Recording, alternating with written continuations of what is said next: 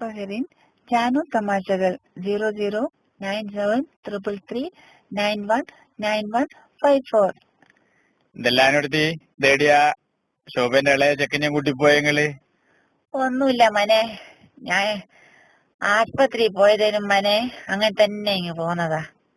ആയെന്നേനും പറ്റി അതൊന്നുമില്ല മനെ, ഞാൻ ചെക്കനിപ്പോ എന്തോ ഒരു പനി വരുന്നതിനോട്ട് ബായിക്കല്ല ഒരു കയ്പ് പോലെ. അങ്ങനെ ഞാൻ വിചാരിച്ചെന്നാ പിന്നെ ആസ്പത്രി കാണിച്ചിട്ട് ഇങ്ങ് വരാൻ. ആസ്പത്രിക്ക് ചെന്ന് നോക്കുമ്പോ മനെ ഇതെന്തൊരു തിരക്കാടാ. നാട്ടിലെ സകല ആക്കും സൂക്കേടന്നെയാന്നേ മനെ. അങ്ങനെ ഞാൻ ആസ്പത്രിയിലെത്തി നോക്കുമ്പോ ഒരുപാട് ആള് നിക്കുന്നുണ്ട്. അപ്പൊ ആദ്യം ആടെ പേരെഴുതിക്കണം. പേരെഴുതുന്ന ചങ്ങായിനെ കണ്ടാ വിചാരിക്കും ഓനാ ഡോക്ടർ.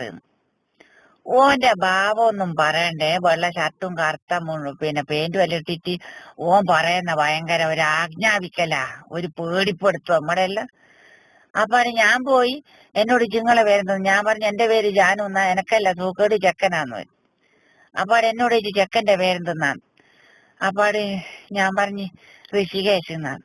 അപ്പാട് ഓൻ ബേത്തില് ബുക്കെടുത്ത് പെന്നും എടുത്ത് എഴുതാൻ നോക്കി. എന്റെ മുമ്പിലും നോക്കി, എന്റെ മുഖത്തും നോക്കി. എന്നോട് ചോദിച്ചു എന്തെന്നാ അവന്റെ പേര്? ഞാൻ പറഞ്ഞു ഋഷികേശ്, ഇപ്പോഴത്തെ പേരല്ലേ ഋഷികേശ് എന്നാന്ന്. അപ്പാടോ ഞാനോടുത്ത് ഒന്ന് സുകാര്യം പറയട്ടെ എന്ന് പറഞ്ഞിട്ട് എന്നോട് പറഞ്ഞ് ഞാൻ ബാബു എന്ന് എഴുതുന്നുണ്ട്, 30ാമത്തെ ടോക്കൺ വിളിക്കുമ്പോ നിങ്ങള് കാരിക്കോളിന്ന്. ഇതല്ലേ പറയണ്ട, ഓനെ പറഞ്ഞിട്ട് കാര്യണ്ടോ? ഇപ്പോഴത്തെ ഓരോരു പേര് വായിക്കൊള്ളാത്ത പേരല്ലേ. അപ്പാട് ഞാൻ പറഞ്ഞു ബാബു എന്നാങ്കില് ബാബു, നിങ്ങള് 30 ഓർമ്മിപ്പിക്കണേ, എന്നോട് ബാബു നങ്ങ് മറന്നു.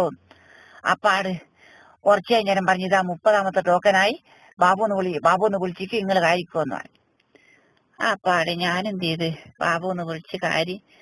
അപ്പാട് ഞാൻ കാര്യമ്പോ തന്നെ ഡോക്ടർ ചിരി തന്നെ. ഈ ചെറിയ ചെക്കന് ബാബുന്ന് പേരിട്ടിട്ട് ഞാൻ പിന്നെ ഒന്നും പറഞ്ഞില്ല ഡോക്ടറോട്. അപ്പാട് ഡോക്ടർ ചോദിച്ചു എന്തെന്നാ ഇവന് പറ്റി? ഞാൻ പറഞ്ഞു ഓന് വായിക്കൊരു കൊണയില്ല, വായിക്കൊരു കയ്പ് പോലെ, നമ്മക്ക് ഒരു ആട്ടുമൂത്രം കുടിക്കുമ്പോ ഉണ്ടാവില്ല ഒരു ചോയ, അതുപോലെ. അപ്പാട് ഡോക്ടർക്ക് അത് പിടിച്ചില്ല. ഡോക്ടർ പറഞ്ഞു ഇമ്മക്ക് വേണ്ട, നിങ്ങള് രണ്ടാളും കുടിച്ചാ മതി ആട്ടുമൂത്രം. ഞാനൊരു ഉദാഹരണം പറഞ്ഞല്ലേട. അപ്പാട് ഡോക്ടർ പറഞ്ഞു സാരമില്ല, ഇതൊരു ഗുളിക കുടിച്ചാലങ്ങ് മാറുമെന്ന് പറഞ്ഞു. അപ്പാട് ഞാൻ പറഞ്ഞു ഗുളിക ഓന് തീരെ പറ്റുമല്ല ഡോക്ടറെ, ഓന് ഛർദിക്കും ഗുളിക കുടിക്കുമ്പോ. അപ്പാട് ഡോക്ടർ പറഞ്ഞു എന്നാ പിന്നെ മരുന്നാക്കാന്ന് പറഞ്ഞു. അപ്പാട് ഞാൻ പറഞ്ഞു മരുന്നിന്റെ മണടിക്കും അമ്മാണ്ട് ഓൻ ഛർദിക്കും. അപ്പാട് ഡോക്ടർക്ക് ദേഷ്യം പിടിച്ച്.